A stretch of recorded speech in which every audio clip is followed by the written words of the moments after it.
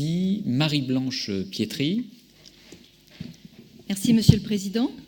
Mes chers collègues, pour nous, la politique d'accueil de la petite enfance permet de poursuivre plusieurs objectifs. Tout d'abord, un objectif familial de soutien à la natalité et de conciliation entre vie familiale et vie professionnelle. Ensuite, un objectif socio-économique d'encouragement à l'emploi des femmes et à leur insertion dans la vie professionnelle. Enfin, un objectif socio-éducatif d'appui au développement de l'enfant dans une logique d'égalité des chances. La politique gouvernementale familiale n'a pas ces dernières années participé à ces objectifs. Depuis l'été 2013, le moral nataliste des Français décroît régulièrement. Le taux croissant du chômage est sans doute un des facteurs explicatifs, mais aussi l'abaissement à 2 reprises du plafond du quotient familial en 2013 et en 2014, et enfin la mesure entrée en vigueur le 1er janvier 2015 concernant la prestation partagée d'éducation de l'enfant, réservant 6 mois au père, et donc réduite de facto.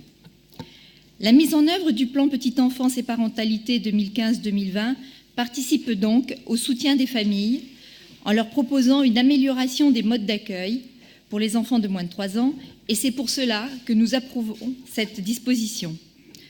D'ailleurs, nous déplorons encore une fois l'arrêt des subventions aux crèches municipales. En même temps, plusieurs observations sont à faire. Nous constatons une imprécision et une confusion dans le chiffrage des places d'accueil individuelles. Les MAM, maisons d'assistantes maternelles en nette augmentation sur notre territoire, sont une forme d'organisation des assistantes maternelles qui se regroupent par choix à 2, 3 ou 4 pour exercer ensemble leur métier au sein d'un local commun hors de leur domicile personnel. Cela ne donne pas lieu à une augmentation nette de l'offre, même si cette forme d'organisation constitue pour les parents un mode d'accueil collectif à petite dimension, répondant à leurs attentes en matière de sécurité, de qualité et d'horaire. Au total, si l'on comptabilise bien, les chiffres 2015 et 2016 donnent 915 plus 786, soit 1700 places d'accueil créées. Est-ce ce chiffre qu'il faut retenir? Je crois que, Monsieur le Président, vous l'avez confirmé dans votre introduction. D'autre part, dans les perspectives 2017, il est annoncé 400 places d'accueil collectif sur de nombreuses communes du territoire. S'agit-il de crèches privées, de micro-crèches, de crèches parentales, de crèches en milieu professionnel? Nous aimerions des précisions sur ces structures et leur implantation sur le territoire.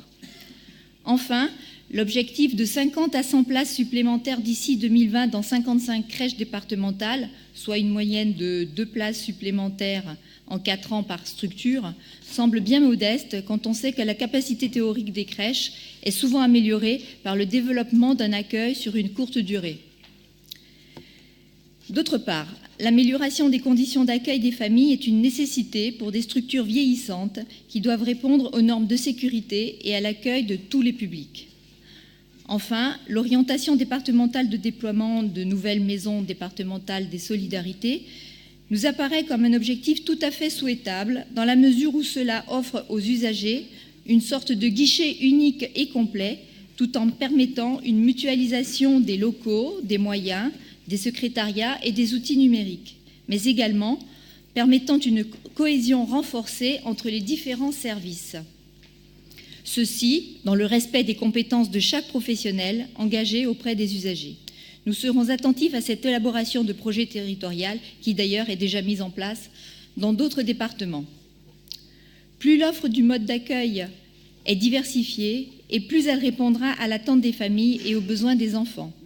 Nous devons améliorer cette politique de l'offre. C'est un investissement fondamental et essentiel afin de proposer aux jeunes enfants des milieux de vie et d'apprentissage de qualité où chaque enfant pourra développer son plein potentiel tout en permettant aux familles une meilleure conciliation entre la vie travail et la vie famille. Merci. Merci.